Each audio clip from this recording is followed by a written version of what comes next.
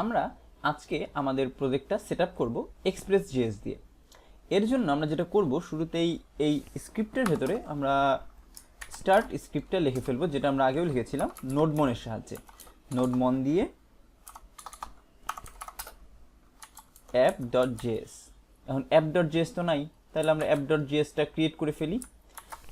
app.js এটা হলো আমাদের সার্ভারের রান করার যে বেসিক ফাইল সেটা।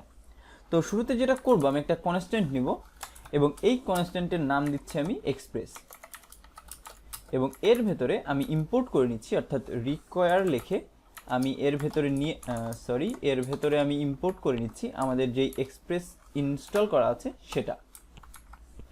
এই যে ইম্পোর্ট করলাম, এর ফলেই এক্সপ্রেসের যে প্রপার্টিগুলো আছে সেইগুলো আমাদের এই এক্সপ্রেস ভ্যারিয়েবলে চলে আসলো। তো আমরা যদি এখন এই এক্সপ্রেসের প্রপার্টিগুলো ইউজ করতে যাই, আমরা সিম্পলি এই ফাংশনটাকে কল করে তার প্রপার্টিগুলোকে ইউজ করতে পারবো। এর জন্য আমি এখানে আরও একটা ভ্যারিয়েবল নিচ্ছি, যেটার নাম দিচ্ছি আমি অ্যাপ, কনস্ট অ্যাপ, অর্থাৎ app.js এটার নাম। তো আমি এটার নাম এর সাথে মিলায়ে অ্যাপ দিলাম, এবং এইখানে আমরা সিম্পলি এক্সপ্রেসটাকে ফাংশন কলের মতো কল দিয়ে দিলাম। এর ফলে যেটা হবে, এক্সপ্রেস.js এর মেথডগুলো বা যেসব প্রপার্টি আছে সেগুলো এখন অ্যাপের ভেতরে আছে, এবং আমি এই অ্যাপের সাহায্যেই কিন্তু এখন আমাদের সার্ভারটাকে রান করতে পারবো। তো সার্ভার রান করার জন্য আমাদের কি করা লাগবে? অবশ্যই আমাদের এটাকে একটা পোর্টে ইনিশিয়ালাইজ করে দেওয়া লাগবে। তো এক্সপ্রেসে এটার মেথডের নাম হচ্ছে লিসেন। তো আমরা app.listen যখন লিখব, তখনই আসলে আমাদের তার ভেতরে পোর্টটা ইনিশিয়ালাইজ করে দেওয়া লাগবে, এবং এই পোর্টে গেলেই আসলে এখন আমাদের সার্ভারটা রানিং হয়ে যাবে। এখন যদি আমরা এখানে সিম্পলি লিখি npm start, এটা রান হয়ে যাবে। বাট আমরা যদি পোর্ট 3000-এ যাই, কিছুই আসলে দেখতে পারবো না, কারণ এখানে কিন্তু আমরা এখনো কোনো রাউটিং সেট করি নেই।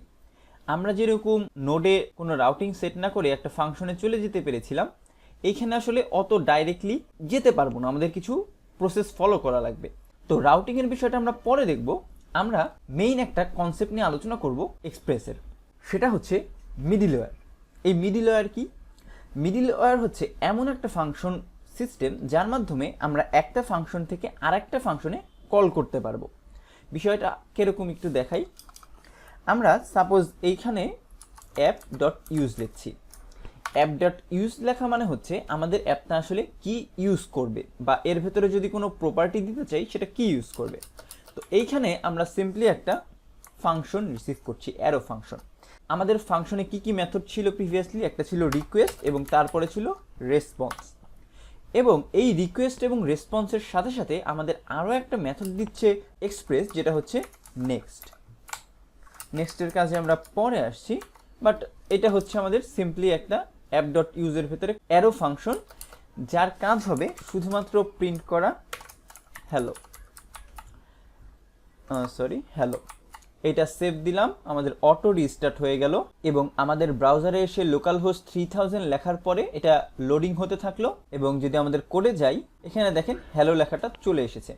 অর্থাৎ আমরা কিন্তু একটা রেসপন্সের জন্য এই এক্সিকিউট করলাম। তো এই যে কোডটা এক্সিকিউট হলো, এর কারণ কি? কারণ হচ্ছে যখন app.use এর ভেতরে আমরা ডাইরেক্ট একটা অ্যারো ফাংশন দিব, তখন ও যে কোনো কিছু আসলেই এটা এক্সিকিউট করতে থাকবে। এবং এইখানে যে রিকোয়েস্ট এবং রেসপন্স নিয়ে আসলাম, এটা কাইন্ড অফ আমাদের নোডের রিকোয়েস্ট এবং রেসপন্সের মতনই, কিন্তু কিছু ডিফারেন্স আছে যেগুলো আমরা পরবর্তীতে না হয় জানবো।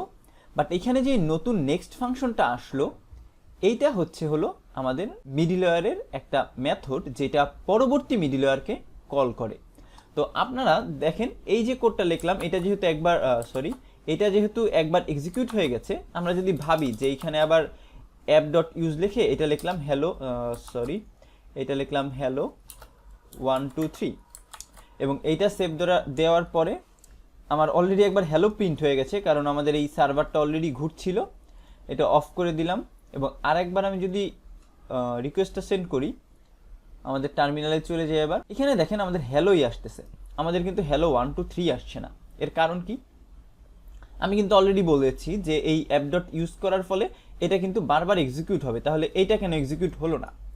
কারণ হচ্ছে আমরা যখন একটা মিডলওয়্যার ফাংশন, এই পুরাটা হচ্ছে একটা মিডলওয়্যার ফাংশন, এটার থেকে পরবর্তী মিডলওয়্যারে যাব, তখন অবশ্যই আমাদের কল করতে হবে এই নেক্সটকে। এই নেক্সটকে আমরা সিম্পলি একটা ফাংশন কলের মতো ইউজ করব।